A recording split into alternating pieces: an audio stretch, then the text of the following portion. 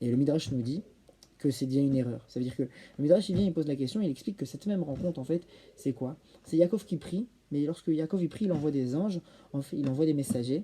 En fait, finalement, Yaakov qui s'abaisse devant Esav. Le Midrash, il dit, en fait, plusieurs fois, David Améler, il demande à Akadosh Baruch Hu de se lever de son trône, entre guillemets, une image, de sortir et d'intervenir sur le monde.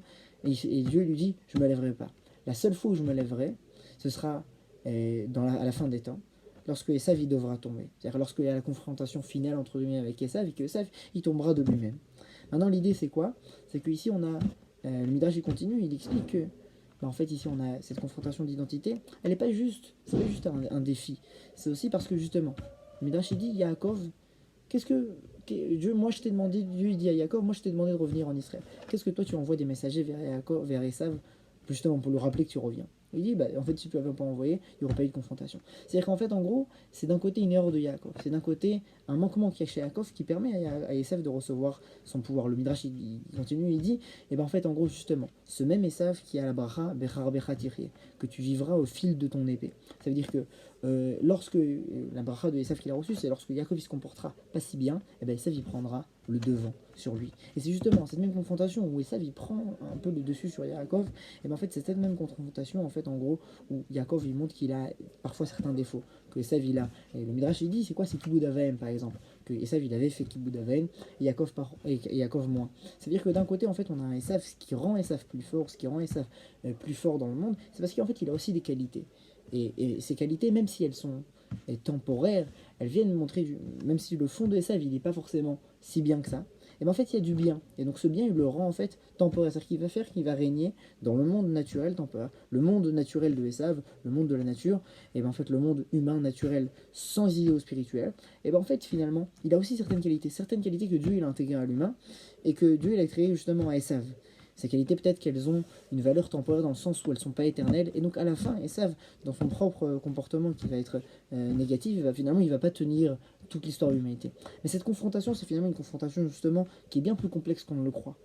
Esav, il dit, Dieu, il dit Yaakov, il dit à Esav, protège-moi de Esav, mon frère. Ici, il ne demande pas par rapport à un ennemi lambda. La confrontation avec Esav, c'est une confrontation justement où Esav c'est son frère. Il a des choses, Esav, justement, des qualités, des choses qui lui permettent d'être le frère entre eux. Mais que l'attaque de Esav, c'est pas une attaque qui va être directe, la guerre. C'est une attaque qui va être plus subtile, plus de l'ordre de l'idéologie. Justement, c'est les confrontations qu'on a aujourd'hui. La confrontation avec Esav, c'est pas de dire Esav c'est seulement mal. La technologie, par exemple, c'est seulement mal. La philosophie, c'est seulement mal, etc. Mais c'est de comprendre qu'en fait, c'est vrai que le monde, l'enrobage dans lequel ça se trouve, c'est négatif. C'est vrai qu'il y a aussi des points positifs qui font en sorte qu'elle tient dans le monde. Le fait qu'il y a des choses positives dans cette même philosophie, dans ces mêmes aspects que développe Esav, finalement, c'est des choses positives et qui le font, qui se tient et qui se développe dans le monde. Mais en fin de compte, ça ne suffit pas dans le sens où, à la fin, il faut comprendre que à la fin, Esav, il est dangereux.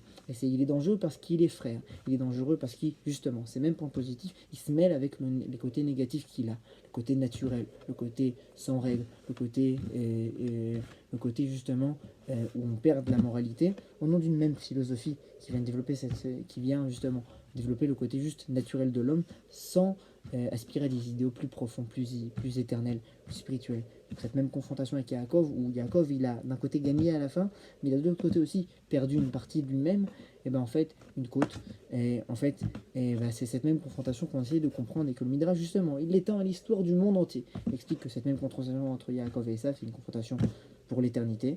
Et donc, c'est cette même difficulté justement qu'on retrouve dans cette rencontre avec Esav dans notre paracha, que nous en fait on rencontre dans notre vie de tous les jours, qu'on doit comprendre justement comment affronter ce même Esav, comment affronter en fait cette même chose qui a des aspects positifs, qui a des aspects négatifs, et que finalement c'est un combat. Il y a un combat entre les idéaux spirituels et les idéaux seulement matériels.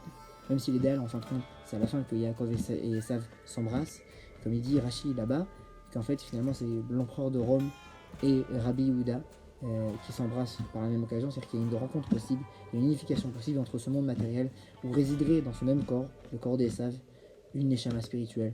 Shabbat Shalom.